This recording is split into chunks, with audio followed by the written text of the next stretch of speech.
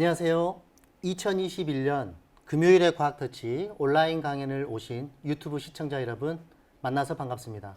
저는 사회를 맡은 광주 서산초등학교 교사 이경학입니다. 강연에 앞서 한 가지 안내 말씀 드리도록 하겠습니다. 강연 도중에 궁금하신 사항이 있으시면 화면 채팅창을 활용해서 질문을 남겨주시면 고맙겠습니다. 강연 이후에 교수님과 함께 이야기를 나눠보는 시간을 갖도록 하겠습니다. 오늘은요, 한국산과 중국산 초미세먼지를 구별을 해보자는 주제로 강연을 시작하도록 하겠습니다. 오늘 강연을 해주실 광주과학기술원 박기홍 교수님을 만나 뵙도록 하겠습니다. 교수님, 안녕하세요. 네, 안녕하세요.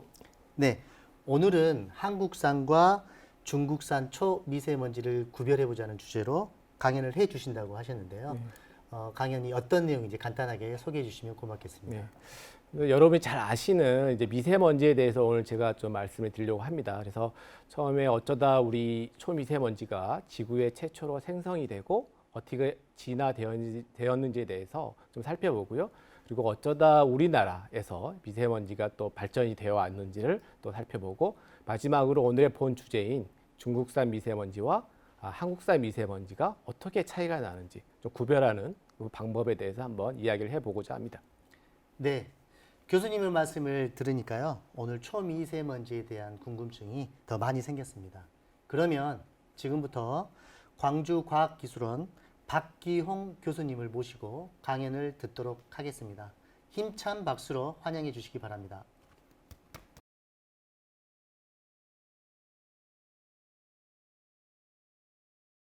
네, 오늘 강연을 바로 시작하도록 하겠습니다. 그래서 오늘 제가 초점을 맞추고 있는 이 타겟은 바로 초미세먼지입니다. 그래서 여러분이 이 미세먼지도 많이 들어봤고 초미세먼지도 들어보셨을 거예요. 그래서 미세먼지랑 초미세먼지가 또 어떻게 차이가 있는지 먼저 제가 디파인을 하고 그 다음에 주제로 넘어가 보도록 하겠습니다. 그래서 미세먼지라는 것은 이제 크기로 저희가 구별을 하거든요. 그래서 미세먼지는 이 10마이크로미터 보다 작은 모든 공기 중에 떠 있는 입자를 이 미세먼지라 하고요. 이 초미세먼지는 미세먼지보다 더 작은, 그래서 2.5 마이크로미터보다 작은 모든 공기 중에 떠 있는 입자를 초미세먼지라고 합니다. 그래서 저희가 초미세먼지에 관심이 우리가 더 많이 갖는 이유는 이 초미세먼지가 크기가 훨씬 작기 때문에 애들이 대기 중에서 더 오래 살고 또 우리가 호흡을 했을 때 인체에 또 침투해서 훨씬 더 건강에 유해하다고 알려졌기 때문에 미세먼지보다 초미세먼지에 더 관심이 있다. 이렇게 해서 생각하시면 될 것 같습니다. 그래서 오늘 제 발표 순서는 어쩌다 미세먼지가 이제 지구에 최초로 만들어졌고 어쩌다 미세먼지가 우리나라에서 이제 어떻게 생겼고 또 가장 최근에 이제 국민들이 많이 불안한 이유에 대해서 또 살펴보고자 하고요. 이제 마지막으로 본 주제인 중국산, 한국산 미세먼지의 차별성에 대해서 저희가 살펴보고자 합니다. 그래서 지구 최초의 미세먼지, 여러분이 지구 최초를 상상을 해보셨겠죠? 지구 최초에는 바로 요 모양이게 되겠죠? 요 모양. 이 모든 화산 활동이 많은 요 모양입니다. 그래서 그러면 이 화산 활동에 의해서 만들어지는 에어로졸, 미세먼지가 아마 지구 최초의 미세먼지다. 이렇게 아시면 될 것 같아요. 그래서 자연적으로 만들어지는 거죠. 인간은 아직 탄생이 안 한 시점입니다. 다음은 이 46억 년 전에 만들어졌고요. 45억 년 전에 만들어져 있고요. 그다음에 다음에 지구가 탄생한 이후에 우리가 만들어진 것은 바로 바다이죠, 바다. 바다의 생성은 44억 년 전에 만들어졌어요. 그래서 바다가 생기니까 이 바다에서 이제 파도가 치면서 이 바다에서 만들어지는 해양 입자가 두 번째로 또 미세먼지가 될 수가 있다. 또 이렇게 아시면 될 것 같습니다. 그래서 처음에 지구가 탄생했을 때는 이 화산에서 만들어진 이 화산 에어로졸, 또 볼케이닉 에어로졸이라고 하죠. 영어로는. 또 그 다음 단계로 이제 바다에서 만들어지는 해양 에어로졸, 머린 에어로졸, 또 바다에서 발생하는 미세먼지. 이렇게 저희가 보고 있고요.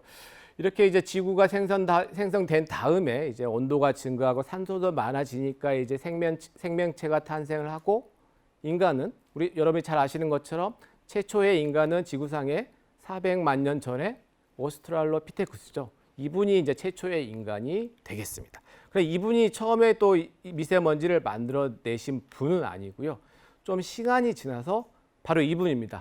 호모 에렉투스. 왜 이분이 최초로 미세먼지를 만들었을까요?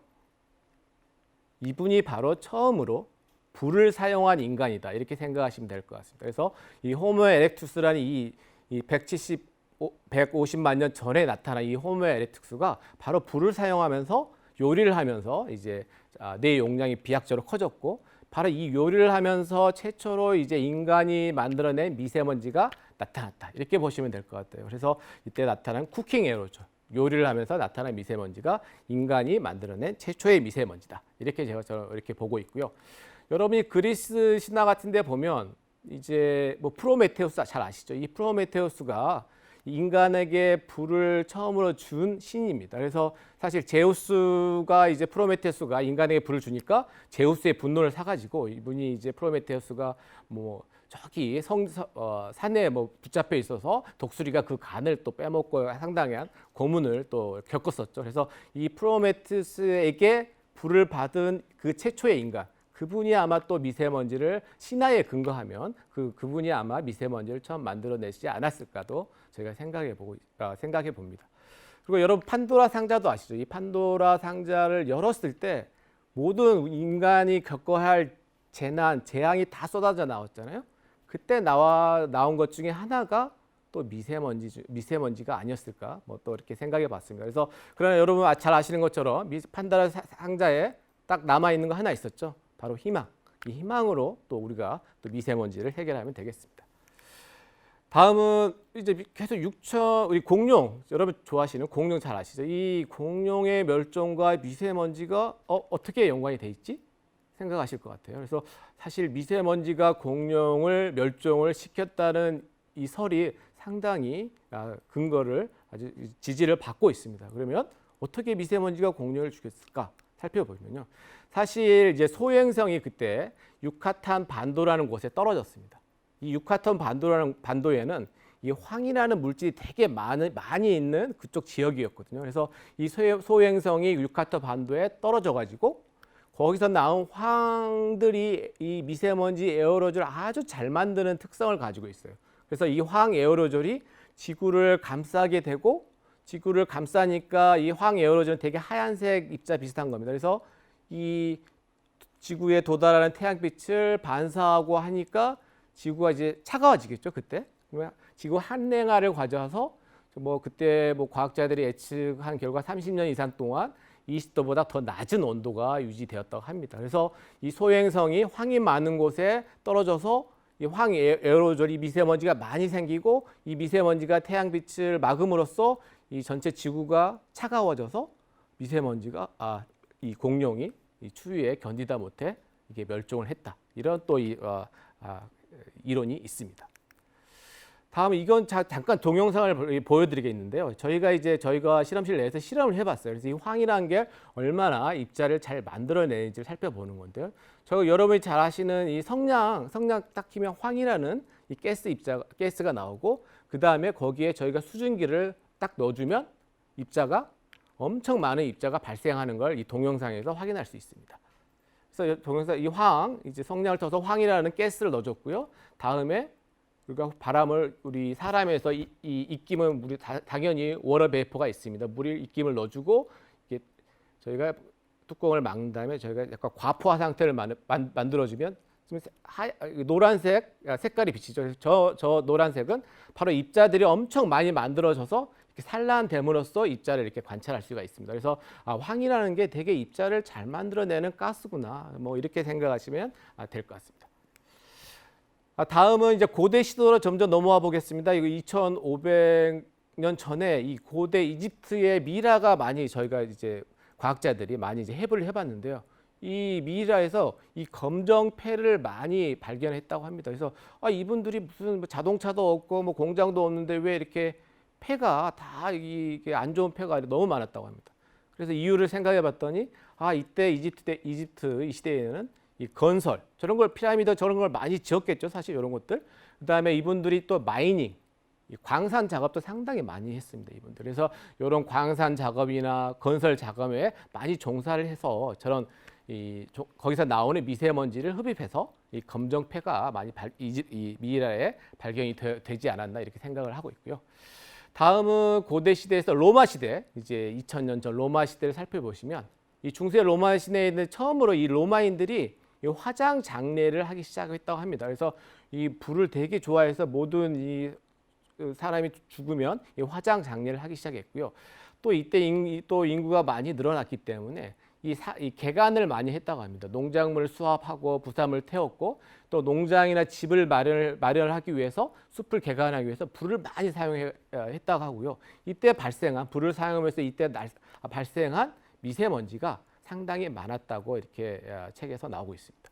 그리고 이분들도 개인 보호를 위해서 마스크 같은 걸 또 이렇게 개발하고 사용했었습니다. 그래서 그때는 사실 지금 우리가 뭐 쉽게 사용하는 마스크가 없었기 때문에 동물의 방광 같은 약간 멤브레인 스타일의 그런 물질을 사용해서 마스크 역할을 했고요. 스펀지 같은 또 물질도 사용해서 이 개인 자신을 건강을 보호하기 위해서 저런 걸 썼다는 또 내용이 있습니다. 그다음에 저희 이제 중국의 삼국시대, 또 여러분 잘 아시는 것처럼 삼국시대에서도 이런 미세먼지가 또 활용이 됐는데 사실 북서풍이 불다가 남동풍을 불게 해서 화공으로 뭐 적을 이렇게 괴멸한 그 삼국시대 이야기 잘 아실 겁니다. 적백대전에서 그때 이제 불로써 적을 공격했을 뿐만 아니라 이 화공 독살포 대포가 있었습니다. 영어로는 포이즈 캐논. 그래서 이 독살포 대포는 바로 이 독성이 높은 에어로졸을 만들어 가지고 저쪽에 뭐 캐논에서 이 대포처럼 저쪽에 뿌려 가지고 죽이는, 그러니까 단순히 불로 태워서 적을 섬멸하는 게 아니라 이런 독성을 가진 에어로졸을 통해서 적을 섬멸하는 그런 군대에서 사용도 했다고 하고요. 또 여러분이 잘 아시는 이 삼국시대에 나타난 이 제갈공명, 잘 좋아하시죠? 이 제갈공명은 이 하구선이라는 부채를 사용했습니다. 저 하얀색 부채, 이 하얀색 보이시죠? 이 하구선이라는 이 부채는 되게 가볍지만 되게 이 표면적이 아주 크고요.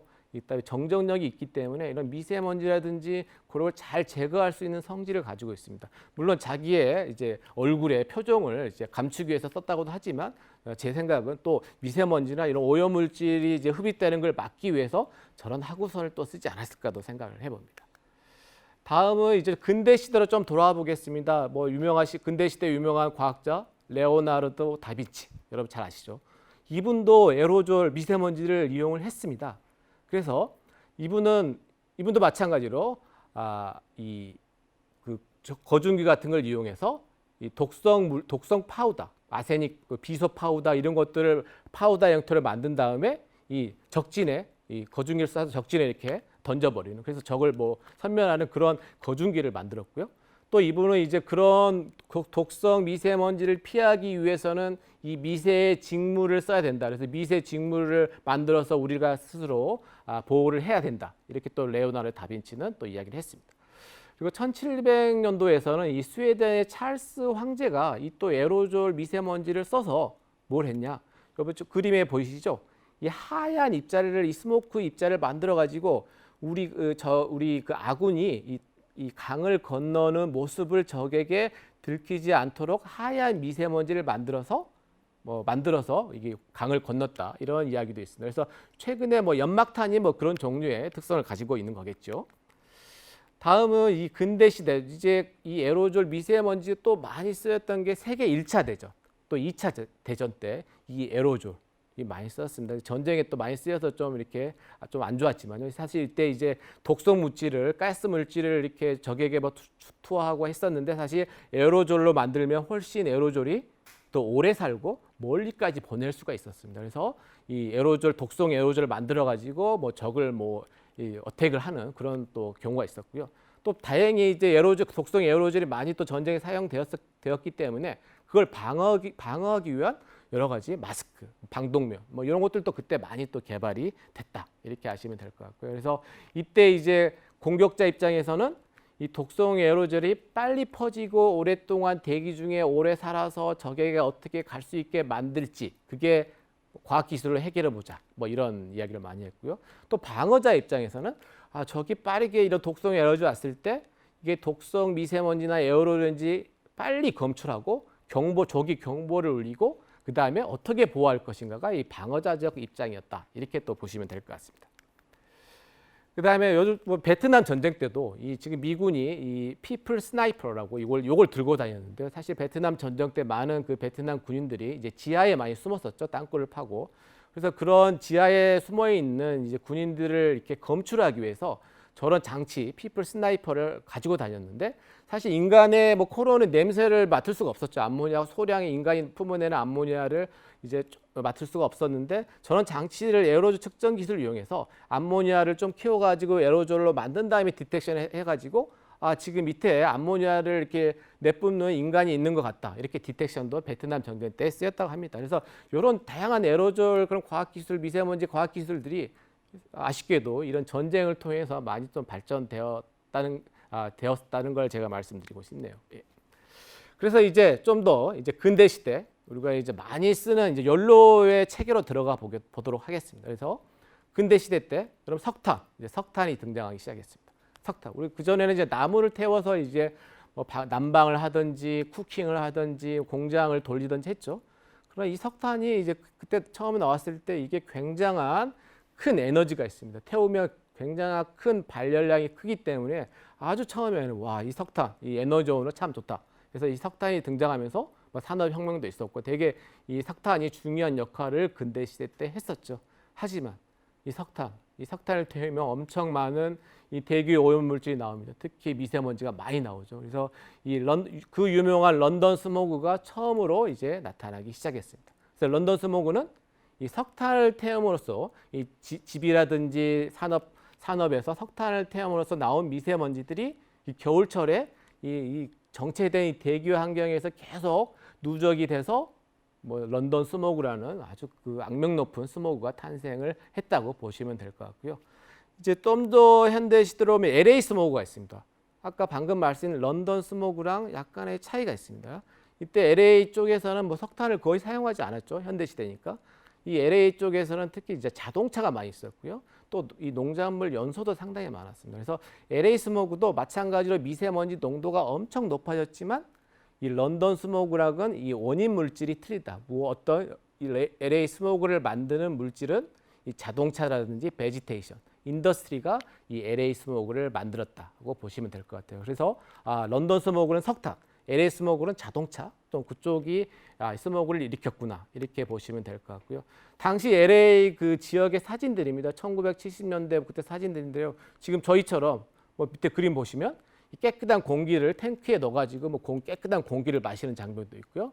이 마스크, 뭐 헬멧 같은 거 많이 쓰고 다녔고, 그다음에 이제 경찰도 이 어디에서 미세먼지가 나오는지 저걸 뭐 이렇게 페트롤, 이 에어폴루션 컨트롤처럼 이렇게 찾아다니는 뭐 누가 지금 미세먼지를 많이 발생하고 있는지 뭐 살펴보기도 그 당시에 했다고 합니다. 예. 그래서 사실 이제 LA 스모그가 여러분 미국 한번 가보시면 되게 좀 깨끗하거든요, 우리나라에 비해서. 그래서 이 LA 스모그 같은 경우 지속적인 규제를 했습니다. LA에서, 뭐 미국에서요. 그래서 몇십 년 동안 이렇게 규제를 해가지고 엄격한 자동차 배출 규제를 했더니 상당히 이제 깨끗해졌습니다. 그래서 오른쪽에 그림을 보시면 저 자주색이 지금 농도가 아주 높은 뭐 때를 말하고요. 저기 지금 1900 초반부터 지금 최근 2020년도까지 계속 지금 농도의 시간적 변화를 나타낸 건데 이 자주색은 상당히 농도가 높고 그린색이라든지 노란색은 농도가 낮아졌다는 걸 지금 보여줍니다. 그래서 여러분이 보시는 것처럼 최근에는 거의 자주색이 없어 보이죠. 그래서 이 지속적인 엄격한 규제를 통해서 LA 스모그를 해결했다 이렇게 보시면 될 것 같고요. 이때 사용한 이제 저희가 이 얼마 비용을 투자해서 얼마만큼 혜택을 받는지를 또 계산을 해보는데 이때 이제 국가에서 일부를 투자해서 저희 그때 국민들이 얻은 혜택은 30불 정도 됩니다. 그래서 30배의 건강 혜택을 받았다 이렇게 보시면 될 것 같습니다. 다음은 이제 최근에 이제 코비드 19으로 있어가지고 락다운 효과가 있잖아요. 그래서 그 뉴욕이나 필라델피아 자동차가 많은 지역에 이 락다운을 함으로써 이 밑에 보시면 그린색으로 많이 표시가 되어 있죠. 그래서 이 락다운 효과도 상당히 나타났다. 그래서 인간의 활동이 뭐 자동차라든지 그런 것들이 미세먼지 농도를 증가시키는데 많은 역할을 했구나. 반대로 이렇게 생각할 수도 있겠죠. 다음은 이제 우리 좀 아시아로 넘어와 보겠습니다. 중국 베이징 스모그, 인도 뉴델리 스모그. 약간 이제 LA 스모그랑 틀립니다. 그래서 특히 중국의 베이징 스모그는 석탄도 많이 사용하고 또한 생체 농작물 소각, 비산 먼지 이런 것들이 또 추가적으로 많이 또 이 중국의 베이징 스모그에 영향을 줬고요. 또 인도 뉴델리 스모그는 추위에 이 뉴델리 근방에 이 농작물을 많이 태운다고 합니다. 그래서 석탄 사용보다는 이 농작물 태움으로써 나오는 미세먼지들이 인도 뉴델리 스모그에 기여를 했다. 이렇게 보시면 될 것 같습니다. 그래서 이제 다시 또 미국으로 돌아와 보겠습니다. 그래서 미국의 최근에 에어 폴루션 이스 백. 다시 지금 미세먼지가 다시 나타나기 시작했습니다. 아까 처음에 말씀드렸지만 이제 엄격한 규제를 통해서 계속 농도가 이렇게 낮아지고 있었는데 최근에 다시 올라가기 시작했습니다. 그럼 왜 올라갔지? 갑자기 산업이 바뀌었나? 규제가 바뀌었나? 그게 아니라 바로 산불입니다. 여러분 기후 변화로 지금 많이 지구가 온난화로 온도가 따뜻해지고 건조해져서 특히 캘리포니아 같은 경우 산불의 강도라든지 횟수가 최근에 급격히 증가하고 있습니다. 그래서 한번 산불이 일어나면 한 달 이상 지속되고 한 달 동안 계속 태우면서 엄청난 미세먼지가 많이 발생하고 그 미세먼지들은 이 북서풍 서풍을 따라서 저기 동부까지 날아가기도 합니다. 그래서 이런 이전에 없었던 산불이 많이 발생하고 강도도 높아져서 미세먼지 농도가 다시 올라갔다 보시면 될 것 같고, 이 지구상에만 미세먼지가 있는, 사실 우주 정거장에도 미세먼지가 발생합니다. 그래서 인간 밀폐된 환경에서 인간이 계속 운동하고 뭐 이렇게 활동을 하니 당연히 우주 정거장 안에서도 지금 미세먼지가 발생한 그림을 보여주는 거고요. 루너 더스트라고 달의 표면에도 먼지가 있습니다. 달은 우리 지구보다 중력이 더 낮죠. 그래서 쉽게 부유합니다. 원래 중력이 낮아서 쉽게 부유하기 때문에, 쉽게 부유한다는 말은 우리가 뭐 이렇게 쉽게 인간의 코랑 그쪽에 훨씬 더 다가가기 쉽고 서스펜션 되기 쉽다는 의미겠죠. 그래서 오른쪽 요 그림을 보시면 이 아폴로 이 미션을 했던 그 우주 비행사인데요. 이 달에 착륙을 해서 3발자국, 4발자국을 갔다 온 다음에 다시 우주선에 다시 들어왔는데 옷이 시커멓게 변했습니다. 그래서 달에 있는 먼지들이 다 몸에 달라붙은 거죠. 그래서 달에도 루나 더스트라는 미세먼지가 있어서 이 스페이스의 에어 퀄리티도 중요한 문제가 되겠구나. 그래서 나사 같은 데서는 미세먼지 에어 퀄리티, 이 우주선에서의 에어 퀄리티, 미세먼지를 저감하기 위한 여러 가지를 또 연구를 하고 있다. 이렇게 보시면 될 것 같고요. 최근에 여러분이 코비드 19 때문에 여러분 너무 힘들잖아요. 사실 오늘도 마찬가지고, 사실 코비드 19의 에어로졸 감염이라는 이야기를 좀 들어보셨을 것 같아요. 그래서 비말 감염보다 에어로졸 감염이 더 위험하다 그렇죠. 그래서 왼쪽 사진을 보시면 이 비말은 이 크기가 크기 때문에 바로 땅에 떨어집니다. 그래서 멀리까지 이제 이동을 못하는 거죠. 근데 에어로졸 상태가 되면 이게 쉽게 떨어지지 않고 오래오래 부유하니까 저기 멀리 있는 사람까지 이 에어로졸 안에 있는 바이러스가 멀리 있는 사람까지 도달할 수가 있는 거죠. 그래서 에어로졸 감염이 훨씬 또 위험하다. 에어로졸 전파가 위험하다. 이렇게 지금 사람들은 이야기하고 있고요. 다음은 좀 우리나라 상황을 좀 이제 살펴보겠습니다. 우리나라 그러면 옛날 문헌을 살펴봐야 되겠죠. 삼국사기, 고려사, 조선안조, 실록에 다 이런 미세먼지가 있었다는 기록이 다 있습니다. 그래서 말은 이제 다른 말로 했죠.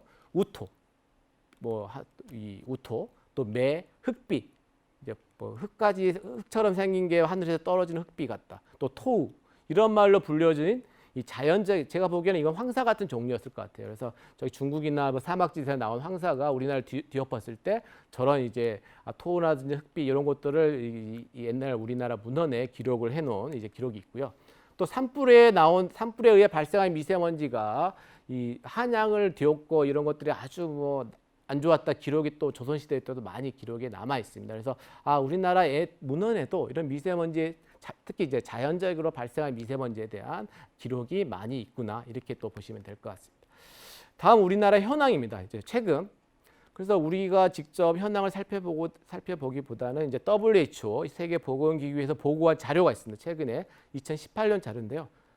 저 우리나라 지도 보이시죠? 아까 빨간색이라서 좀 아쉽네요. 그래서 사실 우리나라는 이 랭킹을 좀 매겨봤어요. 그래서 전 세계 이 미세먼지 자료가 있는 199개국 나라 중에서 저희 우리나라가 118등. 좀 좋지가 않죠, 사실. 근데 옆에 우리나라 바로 옆에 있는 중국은 176등입니다. 그래서 우리보다 더 안 좋은 또 중국이 또 옆에 있으니 당연히 영향을 받을 수밖에 없다. 이렇게 보시면 될 것 같습니다. 그래서 사실 우리가 요즘에 이제 미세먼지가 왜 이렇게 미세먼지가 많이 많나 왜 우리 이렇게 미세먼지가 많아졌나 사람들이 많이 걱정을 하고 불안에 떨잖아요. 사실 근데 우리가 농도를 옛날 1990년도부터 살펴봤을 때 이 검정색이 미세먼지 농도, 이 빨간색이 초미세먼지 농도인데요. 어떻습니까? 옛날에 더 높았죠. 더 높았다가 계속 조금씩 감소하다가 이제 최근에 올수록 높아졌다 낮아졌다 수준이 되었습니다.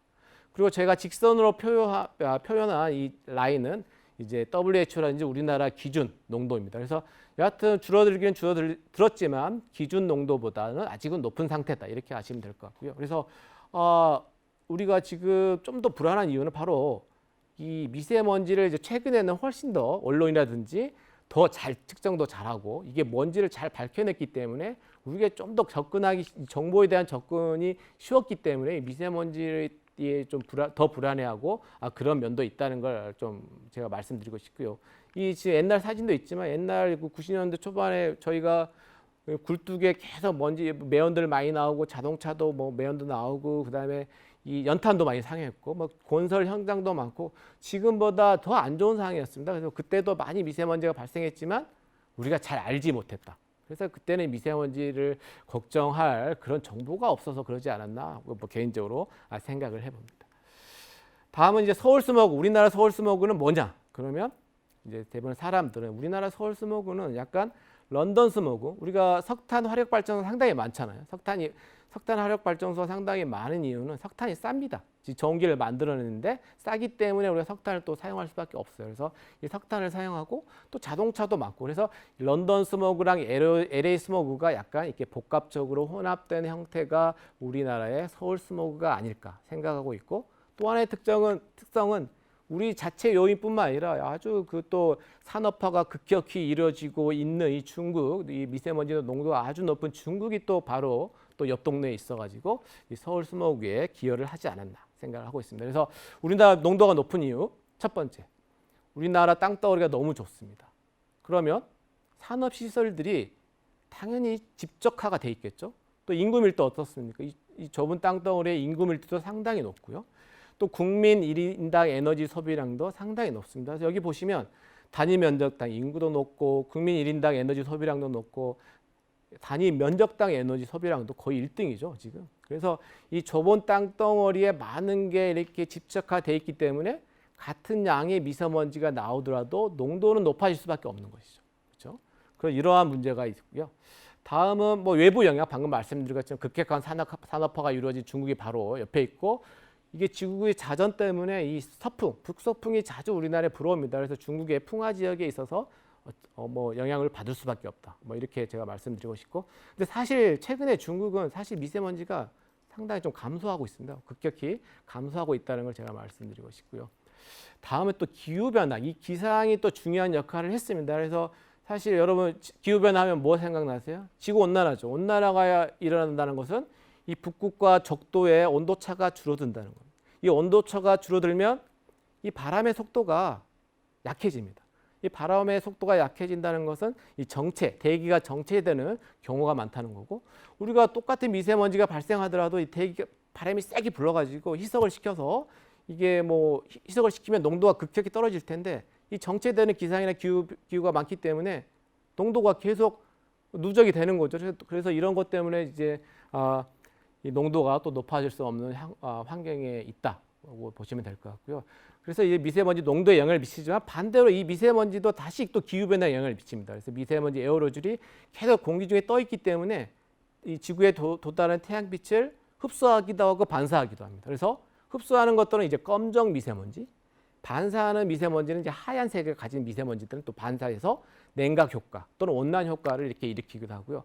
여러분 구름을 만들려면 이 에어로졸, 이 핵이 있어야 됩니다. 그래서 구름을 만들어내는 이 역할을 또 미세먼지가 하는구나 이렇게 아시면 될 것 같고, 이 미세먼지가 많고 적고 또는 미세먼지가 어떤 특성을 가지냐에 따라서 이 구름의 특성도 틀려진다 이렇게 또 생각하시면 될 것 같아요. 그래서 최근에 지구 온난화를 막기 위해서 우리가 하얀 에어로졸을 저기 상층에 뿌려가지고 이 지구에 도달한 태양빛을 반사시켜서 이 지구 온난화를 좀 막아보자 하는 이 지구 공학 기술도 제한된 적이 있습니다. 그러나 이게 저희가 이제 하얀 에어졸을 만들어 가지고 뿌렸는데 이제 생태계라든지 다양성, 또 강우 지표 복사 이런 다른 또 악영향이 발생할 가능성도 존재를 하는 거죠.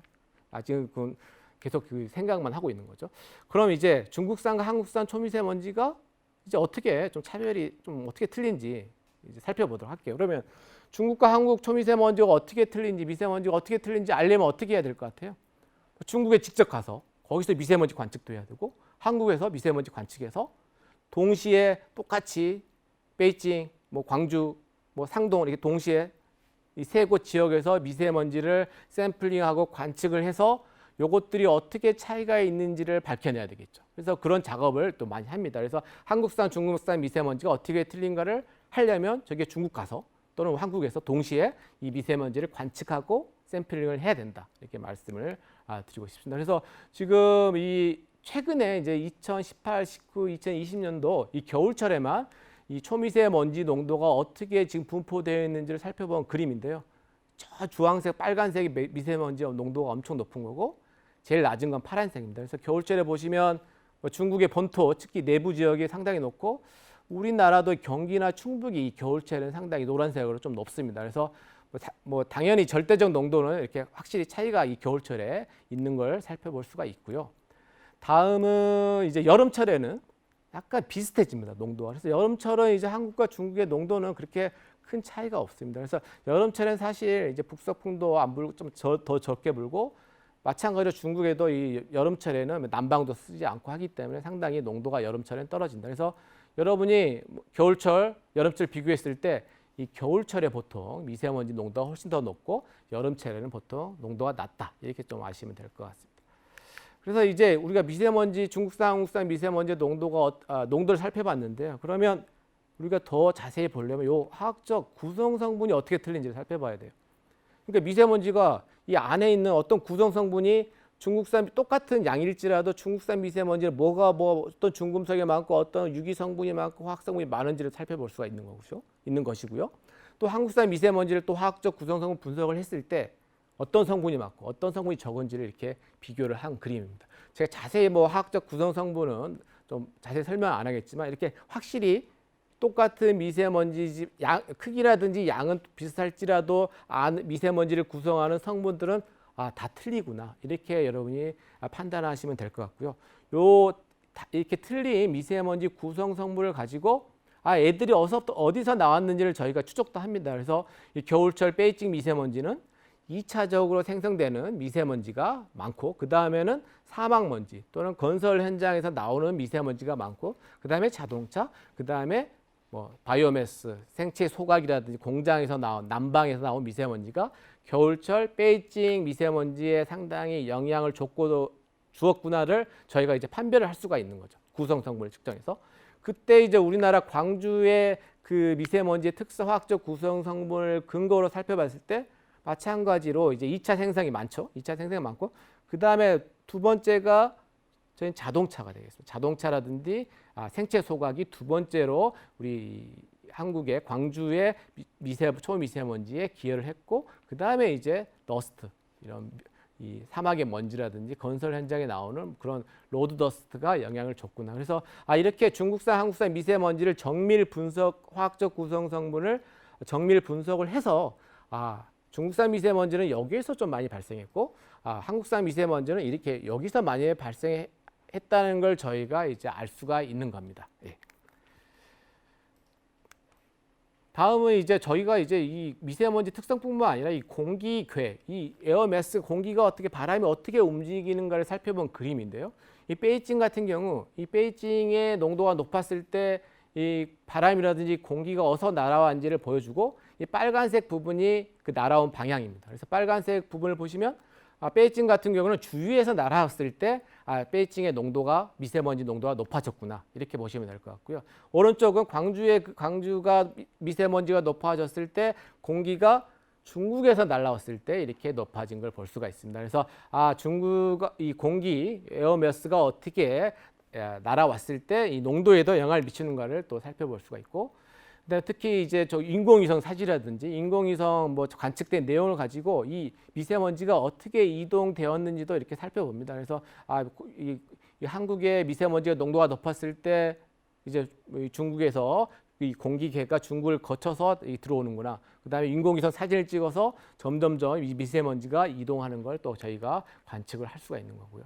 그래서 최근에 이제 연도별로 비교해 봤을 때 사실 2017년 초반에는 이 중국 베이징과 한국 광주의 이 차이가 상당히 컸습니다. 화학적 구성 성분의 차이가 상당히 컸었는데 최근으로 올수록 이제 베이징의 그 구성 성분들이 점점 한국하고 비슷해지고 있다. 그래서 베이징도 계속 발전을 하고 우리 뭐 소비라든지 이렇게 삶의 경제적 성장을 이루고 있기 때문에 점점 이 구성 성분도 처음에는 많이 차이가 났지만 최근에는 좀 많이 비슷해지고 있다. 이런 걸 말씀을 드리고 싶고요. 그리고 저희가 또 구성 성분뿐만 아니라 이 독성 이 모양 보시면 구성 성분이 다 틀리기 때문에 미세먼지 종류마다 독성이 다 틀리게 됩니다. 그래서 한국산 초미세먼지랑 중국산 초미세먼지의 독성은 어떤지 한번 저희가 또 비교를 해봤어요. 그래서 이 세포에 노출시켜서 한국산 초미세먼지가 세포를 많이 죽이는지 중국산 미세먼지가 세포를 많이 죽이는지를 살펴봤을 때 중국산 미세먼지가 좀 더 우리 독성이 높다. 세포를 더 많이 죽였고요.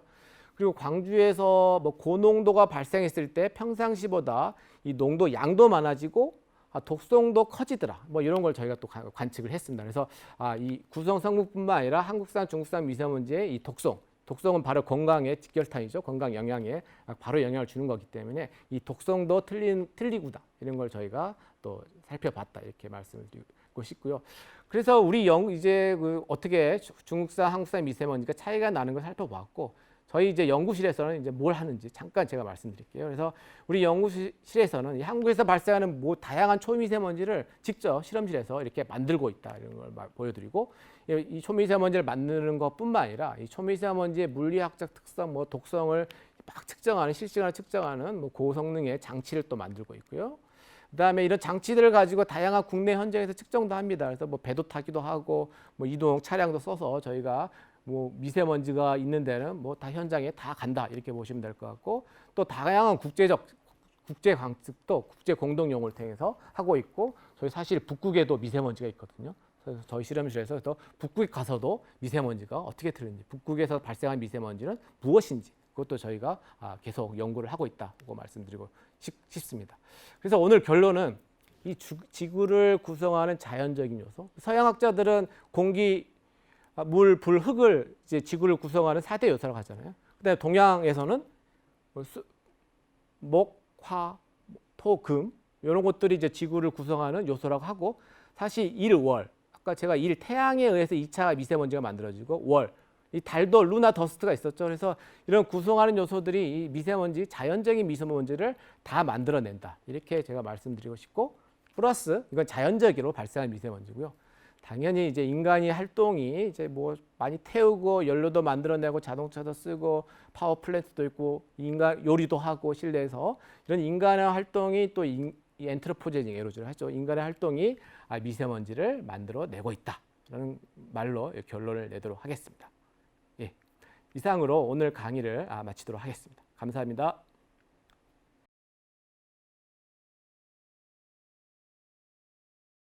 네, 재미있는 강의를 해주신 교수님께 다시 한번 감사드립니다. 강연에 대한 질문이 선별되는 동안에요. 교수님과 몇 가지 이야기 나눠보도록 하겠습니다. 오늘 온라인 강연을 해보셨는데 소감이 어떠신지 간단하게 얘기해 주시죠. 온라인 이 코비드 19 때문에 정말 힘든 것 같습니다. 그래서 좀 이렇게 학생들하고 직접 상호작용을 하면서 같이 같은 호흡을 하면서 좀 강의를 했으면 훨씬 더 좋았지 않나 이런 생각을 해봅니다. 네. 추후에 이제 코로나 바이러스가 어느 정도 좀 잠잠해지면 아이들과 함께 대면하는 시간을 한번 가졌으면 좋을 것 같습니다. 네, 질문이 모두 준비가 되었습니다. 주제가 매우 흥미롭기 때문에 다양한 질문들이 나왔는데요. 여러분들이 올려주신 질문을 하나하나 살펴보도록 하겠습니다. 첫 번째 질문부터 드리도록 하겠습니다. 그 도심과 비교해서 농촌에는 미세먼지가 없는지 그게 궁금하다고 좀 올려주셨습니다.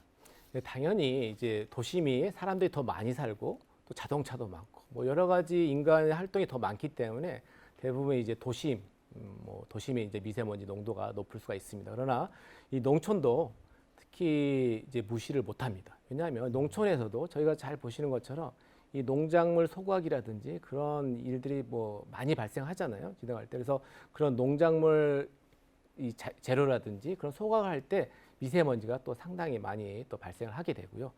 또 농촌 지역 중에 이 축산 지역이 있습니다. 이 축산 돼지, 또 뭐 닭, 또 소도 있죠. 그래서 저희가 이제 많은 이제 육류 섭취를 하기 때문에 이런 축산 단지가 상당히 많은 곳이 있는데 뭐 악취 때문에 많이 또 고생도 하시죠. 근데 그때 나오는 이 암모니아 같은 것들이 이 미세먼지를 아주 잘 만들어내는 성질을 가지고 있어요. 그래서 축산 단지가 많은 곳에 이제 악취뿐만 아니라 미세먼지도 이렇게 2차적으로 만들어진다. 그래서 이 농촌이라고 해서 너무 이렇게 안심할 수는 없다고 제가 말씀드리고 싶습니다. 예. 네. 우선 그러면 그 농촌에 갔을 때 네.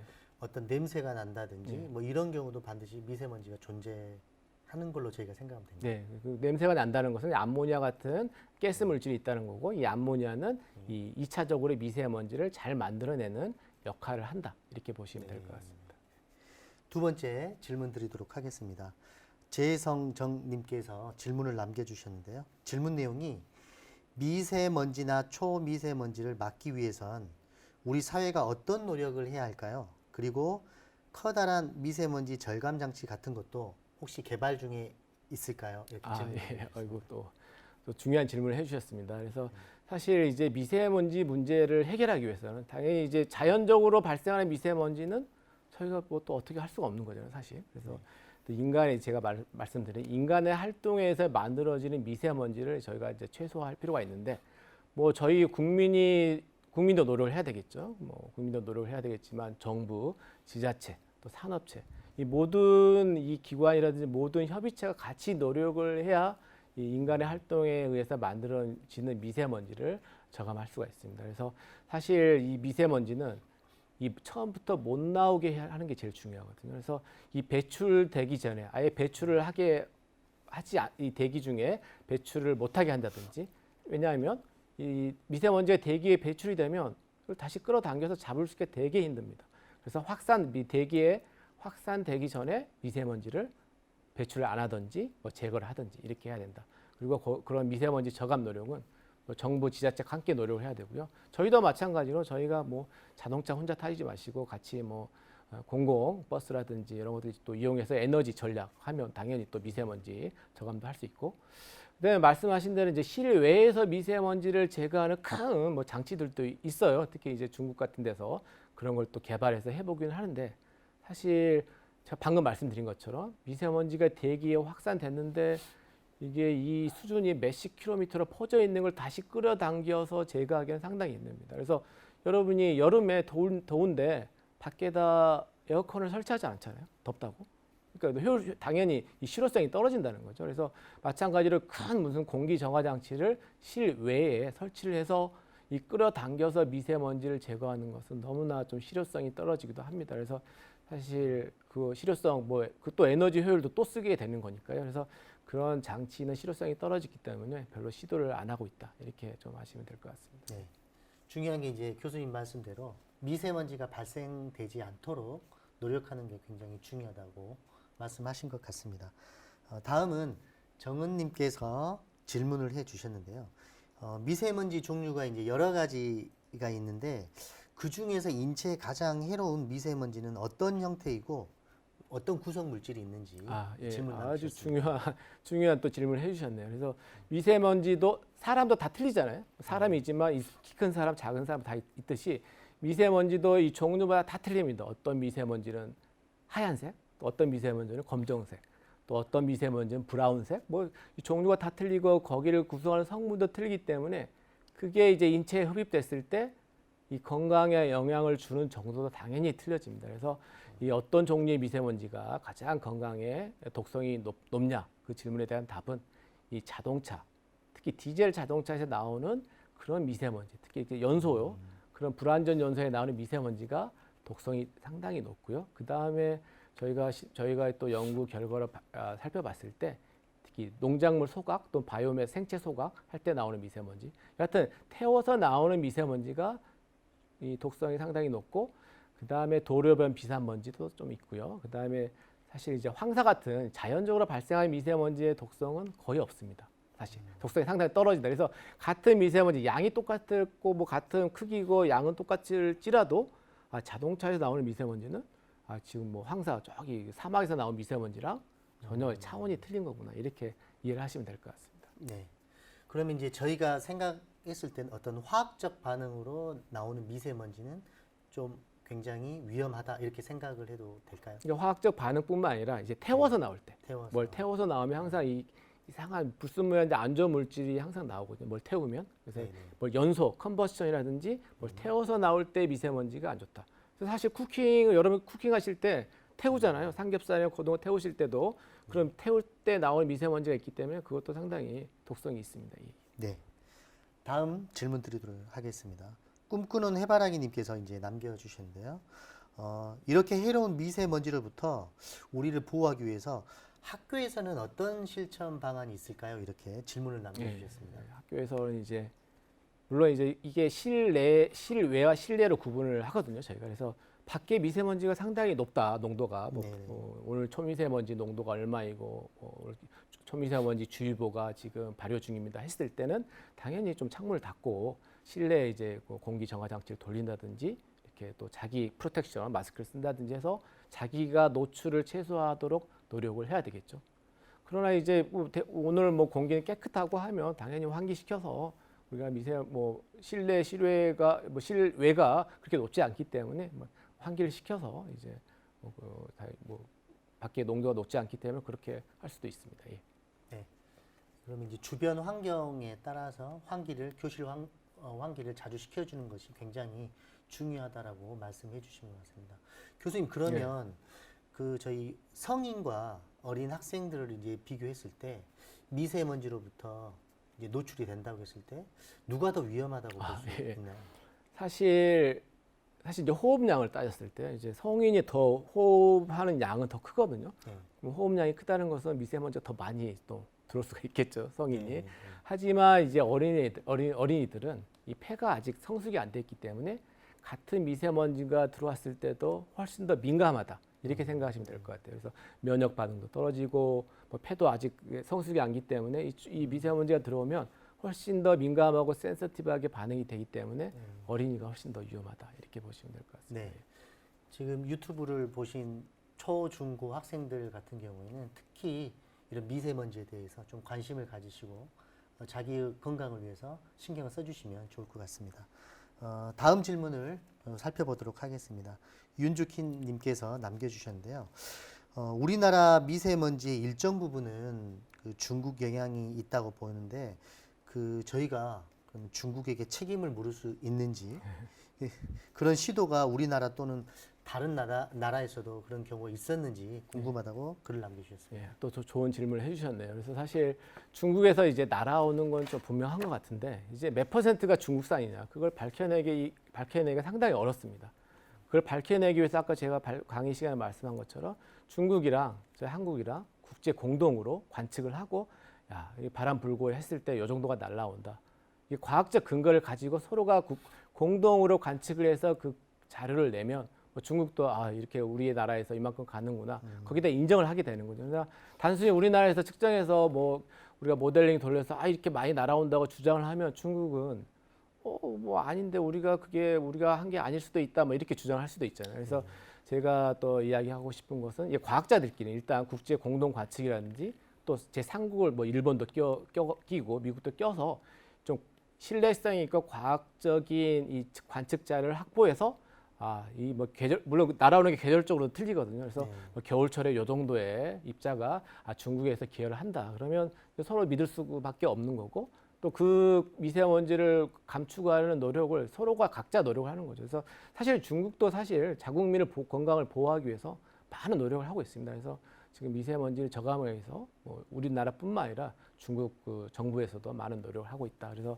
이렇게 서로 국제 공동 관측도 하고 서로 이렇게 과학적 근거를 마련해서 이렇게 이 미세먼지 저감을 함께 노력을 해야죠. 네. 네. 그리고 옛날에 캐나다나 미국에서 이제 미세먼지가 이렇게 날아왔을 때 또는 또 유럽에서 월경성 미세먼지라고 하는데 이렇게 날아왔을 때 국가 차원에서 너희 나라에서 이게 미세먼지 우리나라에 날아왔다 주장을 하고 거기에 대해서 서로 국제 관측팀이 모여가지고 과학적 근거를 제시해서 맞구나 우리나라에서 우리나라 이런 생산 시설 때문에 너희 나라에 이렇게 미세먼지가 갔구나 인정을 하게 되고 거기에 대한 또 해결책을 또 이렇게 세웠던 그런 선례가 있습니다. 예. 그러면 이제 저희가 중국과 관련해서 중국에서 미세먼지 좀 영향을 받았다라고 얘기한 것처럼 저희 나라도 이제 예를 들어서 다른 나라로부터 한국으로부터 미세먼지가 왔다. 뭐 이렇게 얘기하는 경우도 있나요? 그렇습니다. 일본 입장에서는 사실 이제 우리가 이 편서풍대 있잖아요. 사실 중국, 뭐 한국, 그다음 일본 있고 그래서 편서풍대에 있기 때문에 바람이 쭉 불어서 한국을 통과하고 뭐 중국계 또 일본에 갈 수도 있겠지만 또 한국 자체적으로 또 만들어낸 게 또 일본에 갈 수도 있는 거죠. 그래서 네네. 한국에서 발생한 또 미세먼지가 또 일본에 또 영향을 줄 수도 있습니다. 예. 그러면 혹시 이런 경우에는 일본에서도 자 우리 한국과 같이 한번 이쪽 발생되는 미세먼지에 대해서 연구를 해보자. 예. 그래가지고 어떤 연구했던 경험들이 네, 있는지. 또 대부분 이제 한중일이 항상 같이 하려고 이 민간인 차원에서 많이 했었고요. 사실 국가적 차원에서 이제 더 많이 해야 된다고 저는 개인적으로 생각합니다. 그래서 민간 뭐 저희 과학자들끼리는 서로 뭐 측정도 해보고 많이 이제 의견 교환도 하는데 좀 국가적 차원으로 대규모로 좀 해서 좀 훨씬 더 많은 신뢰성 있는 자료를 생산하는 것도 중요하다고 생각하고 있습니다. 네. 다음은 노영준 님께서 글을 남겨주셨습니다.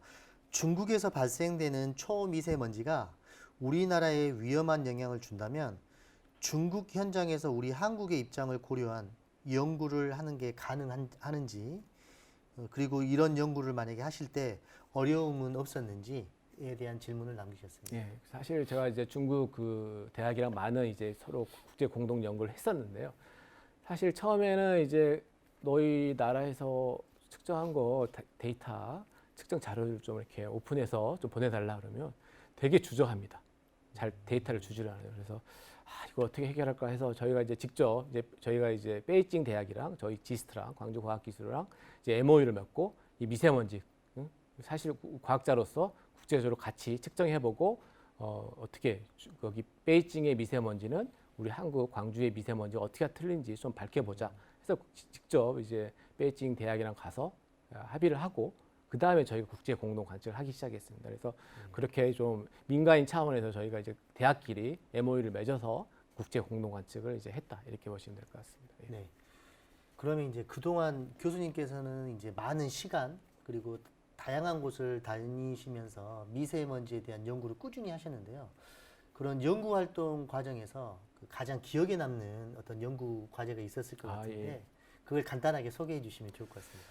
그래서 저 강의 시간에도 말씀드린 것처럼 이 지구상에 미세먼지 에어로졸이 있는 데는 다 찾아간다고 제가 말씀드렸잖아요. 사실 그래서 가장 기억에 남았던 에어로졸은 이제 북극에 있는 에어로졸입니다. 그래서 저희가 북극 우리 한국 다산기지까지 저희가 직접 가가지고 북극에서 어떤 에어로졸이 발생하고 뭐 그런 어떤 미세먼지가 발생했는지를 저희가 직접 북극 거기서 이제 측정을 했습니다. 그래서 이 가장 힘들었기 때문에 가장 기억에 남은 것 같습니다. 되게 춥거든요. 사실 이제 겨울에 가면 뭐 이 그 햇빛도 없을 때도 있고 상당히 거기까지 가는 게 비행기를 한 4번 타고 이제 거기 도착하고 모든 장비들 가지고 거기 도착해서 이제 거기서 이제 뭐 미세먼지 관측을 시작하는데 또 상당히 또 위험하기도 하죠. 저희가 그 북극에서 미세먼지를 관측할 때 항상 총기를 휴대하고 있습니다. 북극곰이 또 나올 수도 있으니까요. 예. 그래서 북극곰이 또 나올 수도 있기 때문에 항상 총기를 휴대하면서 관측을 했고 또 지금 아이솔레이트 돼 있잖아요. 공간이. 그래서 참 어려운 환경이지만 그래도 북극에서 에어를 측정한 게 또 기억에 또 어떻게 제일 많이 남습니다. 예. 네.